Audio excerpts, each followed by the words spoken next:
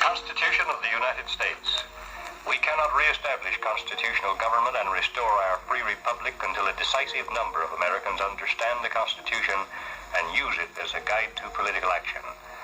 A constitution is meaningless unless it is construed to mean exactly what it says, and unless agents of government are compelled to obey all its provisions.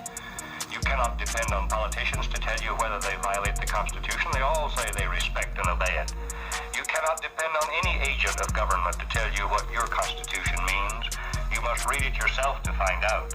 When you find out, you should do your utmost to remove from public office every official who violates the Constitution's clear meaning, if you want to save your own freedom and help restore your republic. I have published the full text of the Constitution. All who order copies of this broadcast will receive it. That is a summary of my report on Constitution of the United States. The Constitution delegates the major powers of the federal government to Congress. The Constitution provides for a Supreme Court, specifying and limiting its original jurisdiction, giving Congress absolute authority to control, limit, or abolish the court's appellate jurisdiction. Federal courts are given no authority over any state laws. The first article of the Constitution begins, "All legislative powers herein granted." This means that the federal government cannot legally exercise any power not clearly granted in the Constitution. The 52-word preamble includes promotion of the general welfare among the broad purposes for which the Constitution was ordained, but the preamble is not a grant of power. The only other place where promotion of the general welfare is mentioned in our Constitution is Section 8 of Article 1. The Congress shall have power to lay and collect taxes, duties, imports, and excises, to pay the debts and provide for the common defense and general welfare of the United States. Many assert that this general welfare clause gives government broad powers to do anything which the President and Congress claim to be necessary for common defense and general welfare. That is not true. James Madison, father of the Constitution, said the Constitution grants no general powers to the federal government.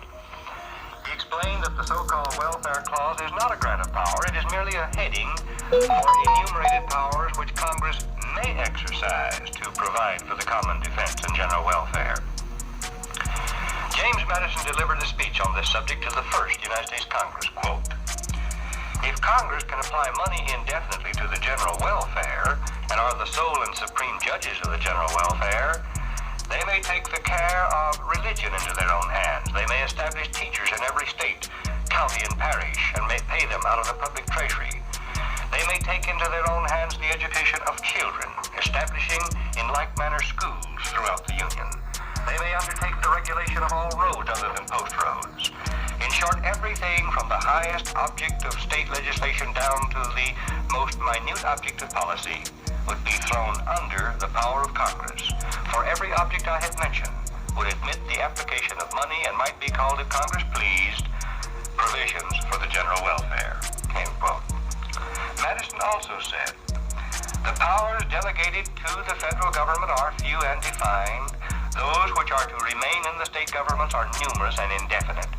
The powers reserved to the states will extend to all the objects which in the ordinary course of affairs concern the lives, liberties, and properties of the people, the internal order, improvement, and prosperity of the state." In short, the Constitution created a system in which the federal government is limited to enumerated powers, states remaining sovereign republics with regard to their internal affairs. In such a system, state governments, which can be controlled by local citizens, have elastic, unspecified power to experiment with social reform legislation which may seem to be required. Legislation, for example, dealing with unemployment, medical care for the destitute, and other such general welfare programs. If a state government abuses its broad powers, it will lose productive citizens to other states. The experience of other states and competition among states will force correction of major errors. If the federal government is given broad general powers to experiment with social reform legislation and to intervene in private and state affairs, the stupidities of the general bureaucracy can be imposed on the whole population uniformly, leaving no place for oppressed citizens to seek refuge, no competition to force correction or even admission of error, no competitive example anywhere to prove that freedom works best better than bureaucratic planning.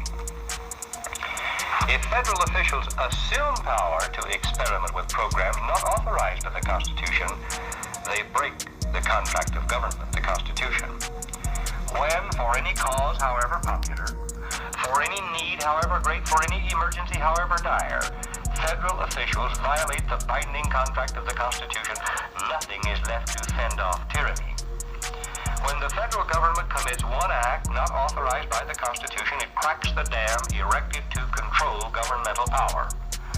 The crack may at first be imperceptible, but eventually it will widen until the dam is gone, and a destructive flood of uncontrollable governmental power will engulf all.